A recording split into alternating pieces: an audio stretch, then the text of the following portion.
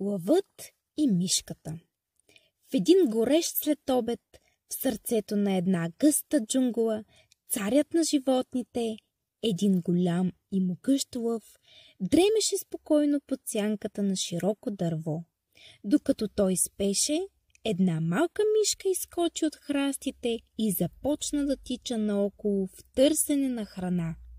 Без да иска, тя се изкатери право по лапата на лъва и го събуди. Лъвът изръмжа, хвана мишката с тежката си лапа и се приготви да я изяде.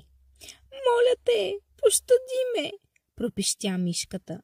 „Знам, че съм малка и незначителна, но може би някой ден ще мога да ти се отплатя.“ Лъвът се засмя. Как може едно толкова мъничко същество да помогне на велик звяр като него? Но доброто му настроение надделя и той вдигна лапата си. „Добре!“ изръмжа той. „Тичай си и гледай да не ми се пречкаш повече.“ Мишката хукна и изчезна между тревите. Минали няколко дни, докато се разхождал из гората, лъвът попаднал в капан, поставен от ловци.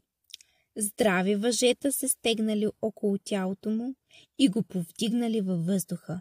Лъвът ревал от гняв и безсилие, борил се, но без успех. Точно тогава малката мишка чула познат рев. Тя пристигнала и видяла лъва в беда. Без да се бави, започнала да гризе въжетата с острите си зъбки. Въже след въже тя ги прегризала, докато лъвът не паднал на земята свободен. „Не ти ли казах, че и малките могат да помогнат?“ прошепнала мишката с усмивка. Лъвът кимнал с уважение и от тогава вече никога не подценявал дори най-дребните сред горските обитатели.